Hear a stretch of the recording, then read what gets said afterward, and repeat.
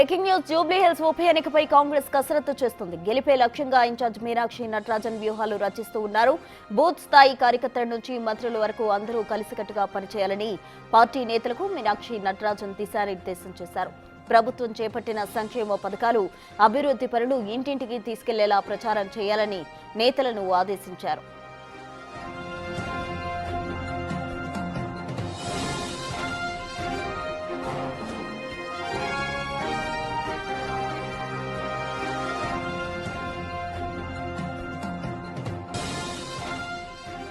ఉప ఎన్నిక షెడ్యూల్ ఎప్పుడైనా విడుదలయ్యే అవకాశం ఉండడంతో అభ్యర్థి ఎంపికపై అధిష్టానం ఫోకస్ పెట్టింది. అభ్యర్థి ఎంపికలో తెరపైకి రోజుకో అభ్యర్థి పేరు వస్తుంది. ఇప్పటికే అభ్యర్థి ఎంపికపై సర్వే చేసిన మంత్రులు 3 సామాజిక వర్గాలకు చెందిన 3 పేర్లతో హైకమాండ్ కు నివేదిక పంపారు. రెడ్డి సామాజిక వర్గం నుంచి సిఎన్ రెడ్డి, బీసీ సామాజిక వర్గం నుంచి నవీన్ యాదవ్, మైనారిటీ సామాజిక వర్గం నుంచి బాబా ఫసీయుద్దీన్ పేర్లు అధిష్టానం దృష్టికి తీసుకెళ్లారు. రేపు జూబ్లీ హిల్స్ ఉప ఎన్నికపై స్క్రీనింగ్ కమిటీ చర్చించనుంది. దీంతో 2-3 రోజుల్లో కాంగ్రెస్ అభ్యర్థిని ప్రకటించే అవకాశం ఉంది.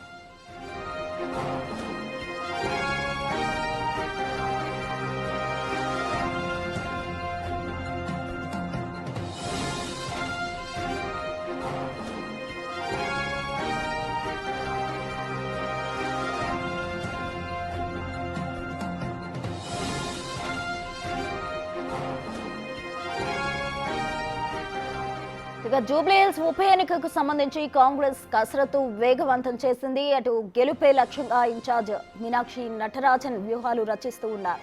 బూత్ స్థాయి కార్యకర్తల నుంచి మంత్రుల వరకు అందరూ కలిసికట్టుగా ఉండాలంటూ కూడా పార్టీ నేతలకు దిశానిర్దేశం చేస్తున్నారు నటరాజన్. ప్రభుత్వం చేపట్టిన సంక్షేమ పథకాలు, అలాగే అభివృద్ధి పనులు ఇంటింటికి తీసుకెళ్లేలా ప్రచారం చేయాలని నేతలను ఆదేశించారు నటరాజన్.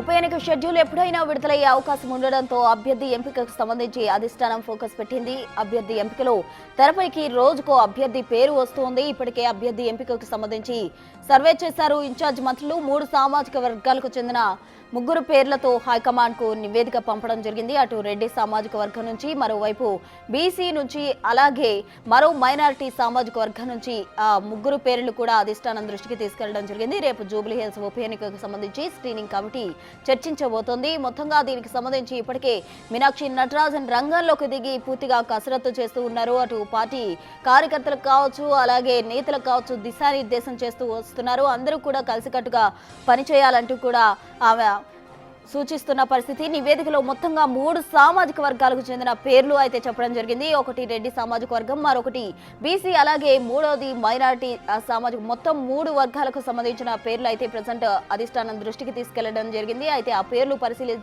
పరిశీలించిన అనంతరం నిర్ణయం తీసుకునే అవకాశం కూడా ఉంది. అయితే రోజుకొక అభ్యర్థి పేరు తెరపైకి వస్తున్న క్రమంలో దీనికి సంబంధించి కూడా పూర్తి స్థాయిలో అందరూ దానికి సంబంధించి డిస్కస్ చేసి ఫైనల్ నేమ్ ప్రకటించే అవకాశం కూడా ఉంది. దీనికి సంబంధించి తాజా అప్డేట్స్ అందించేందుకు మా ప్రతినిధి హేమ సిద్ధంగా ఉన్నారు. హేమ, చెప్పండి, జూబ్లీ హిల్స్ ఉప ఎన్నికకు సంబంధించి కూడా స్క్రీనింగ్ కమిటీ అయితే చర్చించబోతున్నట్టు సమాచారం అందుతోంది. పూర్తి డీటెయిల్స్ ఏంటి?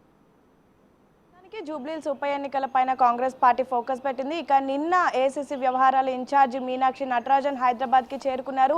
నిన్న సాయంత్రం అటు మంత్రులు, ఎమ్మెల్యేలు, ఎమ్మెల్సీలు, కార్పొరేషన్ చైర్మన్లతో జూమ్ మీటింగ్ ఏర్పాటు చేశారు. జూమ్ మీటింగ్ లో కూడా కొన్ని కీలక అంశాలు చర్చించినట్టుగా సమాచారం. ప్రధానంగా ఎలా అయినా సరే జూబ్లీ హిల్స్ కైవసం చేసుకోవాలి అంటూ కూడా కాంగ్రెస్ ఫోకస్ పెట్టింది. ఇప్పటికే పెద్ద ఎత్తున ఎవరైతే ఇన్ఛార్జ్ మంత్రులు ఉన్నారో ఇన్ఛార్జ్ మంత్రులతో పాటు జూబ్లీ హిల్స్ లో ముఖ్య నేతలంతా కూడా జూబ్లీ హిల్స్ నియోజకవర్గంలో అభివృద్ధి కార్యక్రమాలతో పాటు అనేక కార్యక్రమాల్లో కూడా పాల్గొంటూ ఉన్నారు.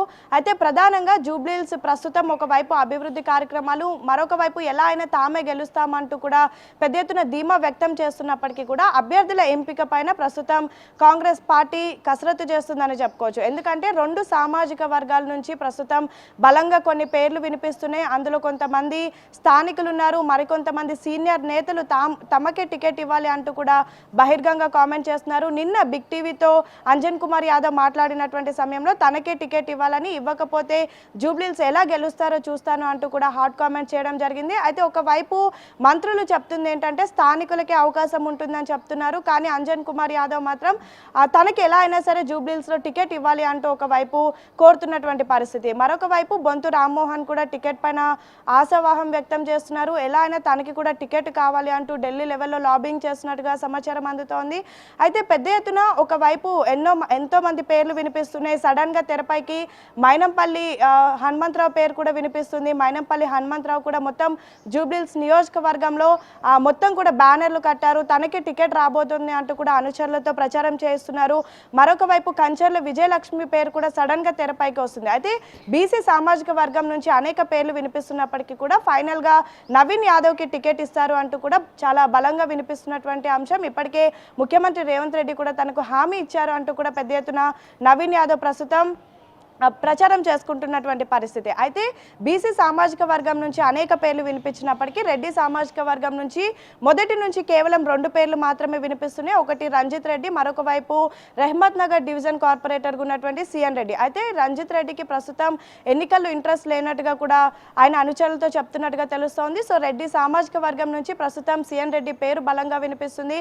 సేమ్ టైం జూబ్లీహిల్స్ నియోజకవర్గంలో రెహ్మత్ నగర్ డివిజన్ అనేది అక్కడ ఉన్నటువంటి పెద్ద కార్పొరేషన్కి సంబంధించినటువంటి ప్లేస్. సో ఈ నేపథ్యంలో ఆల్రెడీ అక్కడ ఆయన కార్పొరేటర్గా ఉన్నారు. సో రెడ్డి సామాజిక వర్గం నుంచి ఇస్తే మాత్రం ఖచ్చితంగా సిఎన్ రెడ్డికే ఇస్తారు అంటూ కూడా పెద్ద ఎత్తున ప్రచారం జరుగుతుంది. అయితే ఒకవైపు అభ్యర్థుల ఎంపిక, మరొక వైపు ఎలా అయినా సరే జూబ్లీహిల్స్ కైవసం చేసుకోవాలనేది ప్రస్తుతం కాంగ్రెస్ పార్టీకి తలనొప్పిగా మారిందనే చెప్పుకోవచ్చు. ఎందుకంటే ఒకసారి అభ్యర్థిని ప్రకటించిన తర్వాత మిగతా సీనియర్లు కానివ్వండి, లేదంటే ప్రస్తుతం ఆశావాహం వ్యక్తం చేస్తున్నటువంటి ఎవరైతే ఆస్పిరెంట్స్ ఉన్నారో వాళ్ళంతా కలిసి పనిచేస్తారా, లేదంటే ఎలా ఉండబోతోంది అనేది మాత్రం ప్రస్తుతం చర్చనీయాంశంగా మారింది. నిన్న మనతో పాటు వివేక్ వెంకటస్వామి మాట్లాడినటువంటి సమయంలో అభ్యర్థి ఎవరైనా సరే హైకమాండ్ నిర్ణయిస్తుంది, హైకమాండ్ నిర్ణయించిన దానికి ప్రతి ఒక్కరు కట్టుబడి పనిచేయాలంటూ కూడా చెప్తున్నటువంటి పరిస్థితి. మొత్తానికైతే జూబ్లీహిల్స్ పైన కాంగ్రెస్ ఫోకస్ పెట్టింది. ఏఐసీసీ వ్యవహారాల ఇన్ఛార్జ్ మీనాక్షి నటరాజన్ కూడా బ్యాక్ టు బ్యాక్ రివ్యూస్ చేసి ఎవరికి టికెట్ ఇస్తే